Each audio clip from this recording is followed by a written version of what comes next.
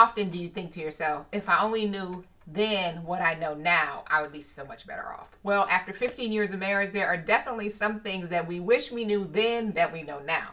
But before we get into all that, let me welcome you back to my channel. My name is Ayanna, and this is Beyond Committed, where we talk about everything from life, faith, family, marriage, motherhood, and everything in between, and we take them beyond. If this is your first time here, welcome, and I'm so glad you stopped by. And to make sure you're not a stranger, make sure you press that subscribe button below and turn on your notifications so you don't miss a video. All right, now let's dive right in.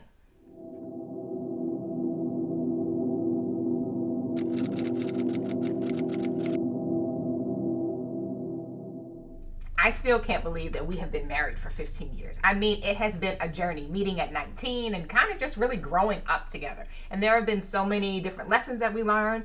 And I can remember when we shared with you all how we first met, how I asked him out and he said no.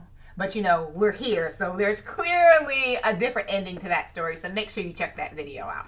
And the other day we were kind of just talking and kind of reminiscing about the last 15 years. And we're like, you know what? There has been a lot of lessons learned. So I decided, let's sit down, let's write a couple of them down and figure out, okay, we could get 15 lessons in 15 years. So that's what we're going to share with you today. We're going to share with you 15 lessons that we've learned being married for the last 15 years. Lesson number 1, love is an action that you have to take every day. Now, this is something that it took me a little while to learn, but once I learned it, I'm like, okay, I got this. Because often we look at love as like this emotion and this feeling. And while there are some feelings and emotions attached to love, it is definitely more than a feeling. It is more than emotion. And after 15 years of marriage, it's definitely something that you can't hold on to the feelings and the emotions of it all, because some days you're not feeling it, you're not feeling him, you're not feeling a lot of things. But does that mean that you're not supposed to love and love well? No, you're still supposed to show up for your husband. You're still supposed to show up for your wife. You're still supposed to love them well, even when you're not feeling it, even when they're not feeling you. It's so important that in marriage that we are intentional about making sure that we're putting our love in action every day. Yeah, and I would just say, right, in the context of love, thinking beyond the feeling, right, and just really thinking about those actions you can take in terms of just being patient and demonstrating a level of kindness, gratefulness, gratitude towards your spouse. I think that in and of itself, in the midst of a number of little things, is really impactful in terms of just demonstrating your love for one another. All right, so lesson number 2 to think about is the role and the importance of servant leadership within the marriage, right? Of actually loving your wife sacrificially as a husband. And I think in the context of that, oftentimes there's a never-ending list of things to do. And so you have to understand that there's a never-ending list of things to do. And I think within that, you begin to love and support and encourage as much as you can in identifying the needs of your wife and being able to support accordingly. And I think also as wives, it's important for us to remember that, you know, our husbands are leading our homes and to give them the space to do so. I know we have the way we want things done and we have our own list of to-dos and all of that, which is great. However, being able to give our husbands the freedom to lead our homes and lead them well is something that is necessary and has definitely served me well over the last 15 years. Lesson number 3, you cannot have a God-centered marriage if you don't have a God-centered life. And that is what it is. And I know that's something that I had to learn. And I didn't even realize that was something that I needed, because early in our marriage, we both believed in Christ, but we weren't exactly walking how we should have. And then we joined our first church together, and then we realized what having a God-centered marriage was even about. And we're like, okay, if we're going to walk this out, if we're going to do the things that God is calling us to do as husbands and wives, then we have to make sure that we understand what that is directly from God and growing our relationship with Him first, so that then we can grow our relationship with each other and serve Him well. And it has served us well. It has grown us. It has stretched us in so many ways. And it has allowed me to become a better woman, not just to become a better wife. And as I have a more God-centered life, it reflects in my marriage, it reflects in my children, it reflects in my friendships. And it's so important that as women, we are mindful of the fact that, okay, if we say we want a God-centered marriage, we have to make sure we are living a God-centered life. Yeah, and I would just say, right, it's like the fundamentals of just making sure that you spend your own individual time within the Word, with the Lord, growing so that you actually have something to pour out from. And if you don't have that level of connection and maturation, I think the whole relationship can suffer and or be limited in terms of your ability to grow and fulfill all that God has for you in your marriage. Lesson number 4. Remember that no one sees everything except God. And so I can imagine in our relationship, in this marriage over the last 15 years, there are times in which I'm like, I got this going on with work, I got this going on with my family, I got this going on with the kids, etc., etc. And then I'm getting a list of things to do or requests from my wife, and I'm going, wait a minute, like, this is too much. I need some help over here. I can't help, and a level of pushback or resistance to that sometimes is met with more resistance or conflict. And you're like, hey, Lord, do you see me here? Do you see what I'm going through? Do you see what I'm dealing with? I'm trying to honor and respect my wife, what my family needs, but I have all of these other pressures on me to show up and deliver. And so being able to find peace in the fact that God, He's all knowing, He's omniscient, He sees all, He knows everything, I think is very helpful. Mm-hmm. And I think also remembering that is something that as wives we need to give grace for, both to our husbands and to ourselves, because it can be easy to kind of get caught up in our own to-dos and our own lists and all the things that we have going on, and it overwhelms us as individuals. And then when you throw that overwhelm in your marriage, it's like, okay, it is just too much. So remembering that God sees it all. Also remember that God will provide you with what you need to handle it all the things He's given you, all the roles and responsibilities that you have, all the many hats that you wear. God will equip you and strengthen you to do exactly what He's calling you to do. He will give you the help you need, but He also will give you the wisdom and discernment to take some of those things off your list when necessary. Lesson number 5, you have to celebrate each other and the small wins because it's necessary. I mean, you are going to go through some ups and downs, a lot more downs than you care to. And then in those times, it can be easy just to kind of get on this kind of pity party, this woe is me, this kind of why are we here? And yes, you have those seasons. However, even in those seasons, it's important to celebrate each other and celebrate your wins and the things that you accomplish both individually and as a couple. Because I can remember when we were planning to celebrate our 15th wedding anniversary, I wanted to do a vow renewal, but the pandemic just would not let me be great. So I'm like, okay, how do I pivot this? How do I still celebrate us and all that we've accomplished and all God has blessed us with over the last 15 years? But it can't be as big as I want it to. So instead of having the big, to do, we went to New Orleans where we met and we had fun and we took photos and we ate and we visited Xavier, which is where we went to school. I mean, and it was so fun. And it was a way for us to celebrate each other because we got to do things that we both like to do, but we also got to celebrate our marriage and realize that, you know what? I mean, life hasn't been easy, but it's definitely worth celebrating, even celebrating the little things. And I often think that, we want to celebrate the big milestones, which are great. But say your husband did good on a project, or say you were able to get your house clean. I mean, that's a celebration in and of itself. Or you cooked his favorite meal, or you did all these things that may seem minor and small, and most people think you shouldn't celebrate them, but they're worth celebrating because it's something that you're doing out of love and care for each other, and it's definitely worth you celebrating, either celebrating each other or celebrating together. Yeah, and I say for me, this might be one of the biggest lessons I've learned and am still learning because for me, I'm so competitive. It's like championship or bust. I want it all or nothing. And oftentimes in life, you have to have endurance. You're going to have peaks, you're going to have valleys, you're going to have highs and lows, and you got to be able to celebrate those wins to just keep yourself motivated and going, and especially in a marriage and relationship so that everyone kind of can be optimistic and have a positive outlook on things. So lesson number 6, obedience to God over everything, even in your spouse, right? So as a servant leader of your home and as you're looking to lead and operate in the direction in which you want to go, there can be times and situations whereby you just aren't on the same page. I could think of an experience one time, relo house hunting, right? Oh, In that situation, And it was clear to me it was a big move. There was a lot going on and things that we needed to do, get in order. But at the same time, you know, it was clear to me and evident that, okay, directionally, this is where I want you to go. This is where I want you to be. But our own timelines and desires of what we wanted, oh, we need to be here and be settled. And not only for your spouse, even from other family members in terms of trying to tell you what's best in your situation. But in those circumstances, really what I needed to do was hold true and fast to what the Lord was showing me, what I was having peace about relative to trying to please other people, even those closest to me that I love dearly. Yeah. And I would say that that's hard.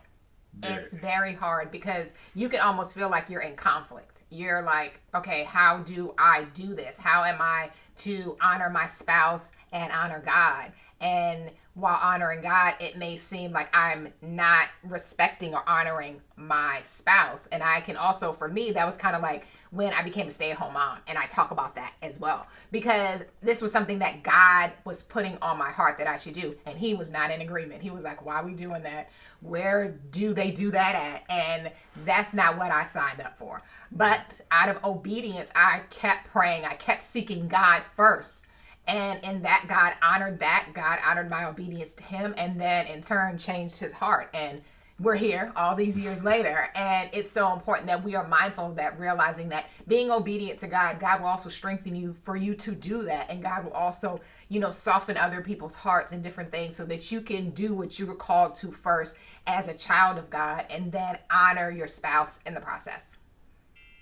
Lesson number 7, giving grace is essential both for yourself and your spouse. Now, this is something that I have had to learn and relearn and learn again, because it's so easy to just get caught up in my way, counting wrongs, keeping records of wrongs, or what you didn't do, or what you should have done, or what I wanted you to do, or what didn't happen. I mean, and the list can go on and on. And it's not just for your spouse, it's for yourself. Like, we can get hard on ourselves as women, trying to make sure that we are doing all the things well. We are wearing our super mommy cape, wife cape, daughter cape, sister cape, all the capes well, and we are exhausted and overwhelmed. And then when things fall through the cracks, because they do, when you don't meet the deadlines that you want to, you can get down on yourself. It can become overwhelming, and then it's like, okay, you need to give yourself grace. When you are doing the best you can, you put in your best effort, and sometimes it just doesn't seem good enough. It's like, okay, in those moments, it's like it may have been all you had to give, and that is good enough. And that's when grace is necessary for yourself, and also give it to your spouse, to when they may be trying their best to do something or show up for you in a certain way, and they just don't meet the mark, and you can become frustrated and overwhelmed, like, why can't he just? Well, maybe he is really trying his best to just whatever it is, trying to meet your expectations, your wants, your needs. And it is in those times that you need to give each other grace, because you know what? You are doing the best you can with what you got. And I often say at the end of the day, I need grace. So I need to extend that in which I am looking to receive as well. Lesson 8, assume positive intent. Remember that love is patient, it's kind, right? It doesn't envy, it doesn't boast. And so if you're coming from a place of love with your wife or with your husband, at the end of the day, if you operate understanding that they love you, then oftentimes you can then give them a benefit of the doubt, regardless of what they're saying, of what they're doing. Be patient, hear them out, hear what it is, the circumstance, because sometimes an initial knee-jerk reaction in a situation can lead to conflict if we just have taken the time to understand where they were coming from. Mm-hmm. And I think also it goes with kind of giving that grace, because we all don't always say things the right way, come at a situation the right way, or even act the right way in a given situation. But if we know that at the end of the day, our husband or our wife is for us, that they love us, that they have our best intentions at heart, then we can kind of take a pause, like, okay, this may not have come out right, this may not have happened right, but if I back up, what was the intent? What were they trying to do, and how can we course correct if necessary? Because we're imperfect. We're going to act imperfectly. We're going to have imperfect marriages. So it's so important that at the core, we know that, okay, he is for me, I am for him, and we can do this together for each other. Amen and amen. Lesson number 9, a praying couple is an unstoppable couple. I mean, prayer changes everything. I mean, and I've often said here, and I will say to any wife, my clients, all of the things, that a praying wife is a powerful wife, but you are supposed to be praying for your husband, absolutely covering him in prayer every day in every way that you know how. And when you don't know what you need to pray for him about, ask God to reveal things to you that you can pray for him for. However, praying by yourself is not where you should stop. I mean, when we first started praying together, it was awkward. I'm like, I'm not sure how this sounds. I'm not sure what I'm going to say. And then even if I'm honest, his prayers always sounded way better than mine. So I'd be sitting here in my mind like, well, he should just pray because, it was so eloquent and it was just like, okay, I could just feel God's presence. And when I'm praying, I'm like, this may not sound right. What is he thinking? And I got in my head. And then I realized that, you know what? It's not about all that. God not just hears us, but he sees our heart. He knows exactly what we're seeking, what we need. And he knows things that we need that we haven't even stated.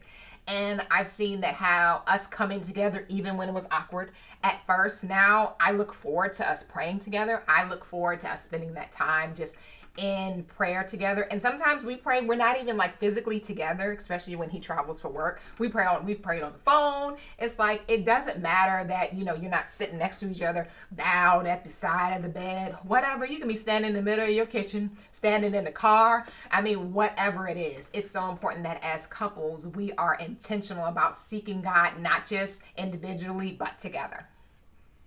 Yeah, and I think at the end of the day, it's a level of unity, but also humility and understanding that all that is before us together, we can't operate in our own strength.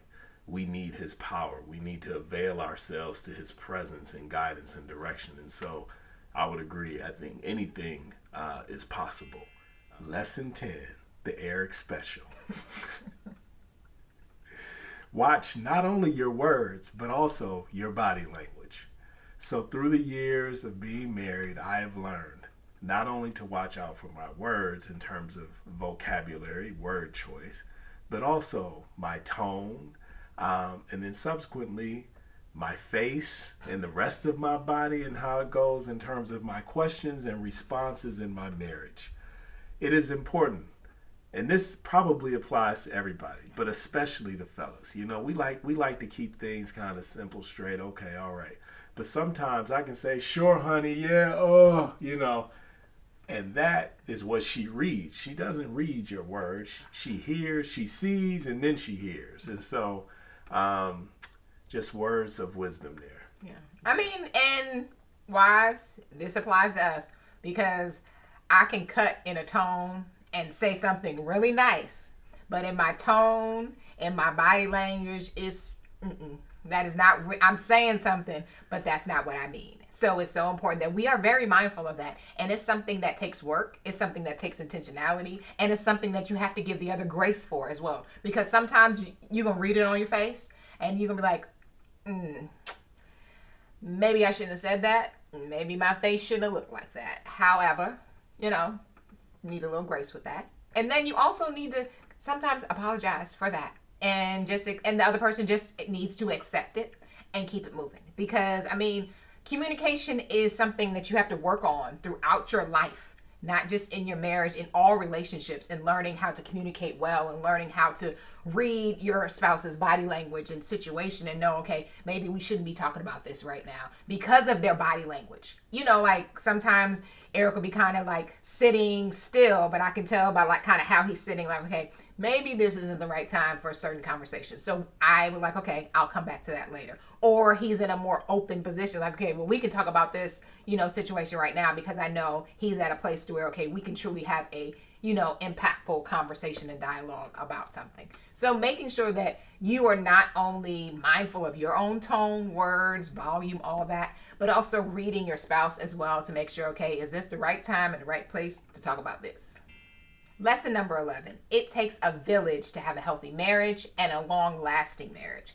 Because regardless of how much you think it is y'all against the world, which For a certain extent, it is. I mean, with God at the center, there's things that you were going to do. There are things that you were supposed to do just with you two and do within the world. Yes. However, you need other God-centered couples around you to love on you, to help you celebrate those wins, to pray with you, to pray for you, to just do life together, to have fun together. I mean, life can be hard and overwhelming. Marriage can be hard and overwhelming. So you need those other couples around you that help to encourage you, that you also can encourage, because there are lessons and things that you have for other couples. And that's one of the things that I love about Beyond Committed in this space, is because I am committed to showing up for you in a way that is authentic, in a way that is very transparent, and in a way that shows you, okay, nothing about this wife life, this mom life, this Christian life is easy. And it wasn't supposed to be, but we are supposed to be able to show up well for each other. We are supposed to be able to encourage each other. We are supposed to be iron sharpening iron. So in order to do that, you need to have some more iron by you. So having, wife friends, him having husband friends, y'all having couple friends that y'all can kind of hang out with, to do life with, is so important, because it definitely takes a village to make all of this work. Yeah, I would agree, right? And it's those certain circumstances and situations where you need to be able to draw upon others, pick up lessons from other people and their situations and circumstances that ultimately add value and community to like-minded marriage folks. Lesson 12. As a husband, remember the importance of security for your wife. It goes without saying in terms of provision and protection. That's at the top of the list for them and what they need. Now, what you'll learn in the course of your 15 years is that you will often be tested in this area, and you must endure. No matter the circumstances, no matter the situation, no matter the people that are involved, you have to be able to maintain that level of trust, as well as, I don't know, I kind of call it like a ride or die. She just has to know that you're her guy at all costs, that you got her. And, it's not always easy, but in those situations and circumstances, you have to show up. It's your responsibility. It's your call as a servant leader of your home to do that and to do it well. And I think for wives, although we are not, providing the security in our marriage, so to speak, we also need to be able to show up for our husbands well, and for them to know that we are there, we are supporting them, we are showing up for them, and that we trust in them, that we believe in them. First and foremost, trusting in God. Remember, He is covering it all, He is providing all, He is truly securing it all. But as the servant leaders in our home, we need to make sure that they feel that, okay, they are leading our home, they are providing, protecting, all of those things. And we have to, just do our part to make sure that they know that regardless of what happens, regardless of what the world says, regardless of what anybody says, that we are for them, we are for us, and we're in it together. Lesson number 13, nothing, and I mean nothing, grows and strengthens your marriage like tests, trials, and storms. And I wish that was a lesson that wasn't true. I wish that I could tell you or myself or anybody else that, you know what? I mean, I have grown so much when everything was great. When, we were just on vacation and we were just frolicking in the, wilderness, and, everything was lovely, and on the, the photo shoots of it all and all that. But no, it's not. And it's just not. And as much as I would want them to, or much as you would want them to, because storms, tests, and trials overwhelm you. They sometimes can break you. They cause tears, struggles, pain, suffering. I mean, the list can go on and on, depending upon what you are going through or what you have endured. But when you get to the other side of that, there's a strength, there is resilience, there's a beauty to seeing that, okay, we didn't just endure this, we overcame it. We're better at the other side of it. And the lessons that we learn are not just for us, they're to share as well. And it's so important that as wives, we are mindful of, the struggles, and realizing that even in the midst of the struggles, as one of the lessons before was like celebrating, finding things to where you can still have some joy in the midst of it. Realizing that, yes, you will be strong on the other side, but there is some things in which you can learn in the midst of it that will actually help to grow you as well. Yeah, and it's just reflecting on some of those hard times. It's just God's grace is sufficient. At the end of the day, His grace is sufficient. Lesson 14, when to speak and when to listen. Oh my, that is the wisdom that you need to navigate a healthy marriage well.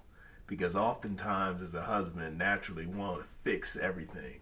We take on a challenge, we want to solve the problem, find the solution.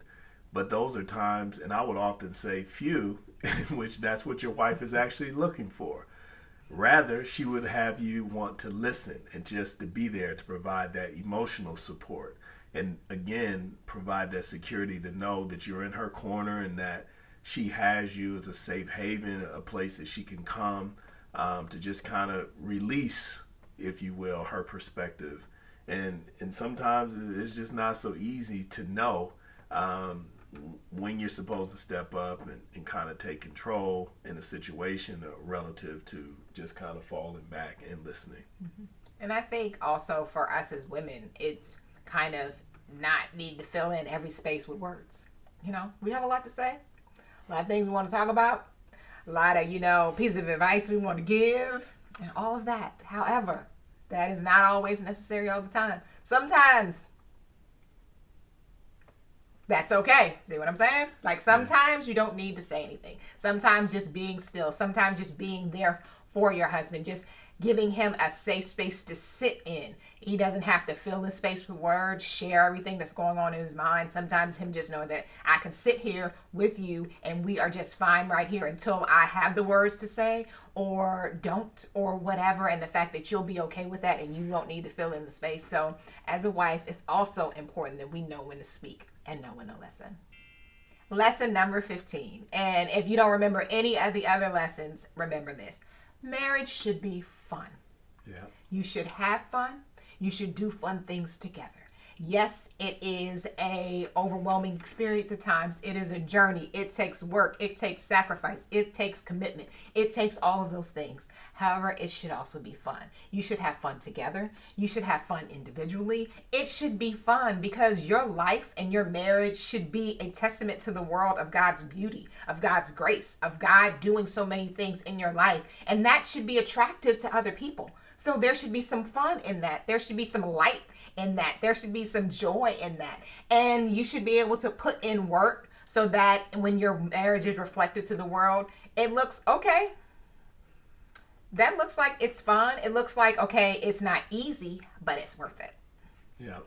And I would just say marriage is an adventure. When I think about all the fun experiences, we were just having a conversation with our daughters the other day about the trips we've taken, the activities we've done, from parasailing. Well, some of these are just me, right? Yeah, it's not on her, right? No boat in a row. Sorry.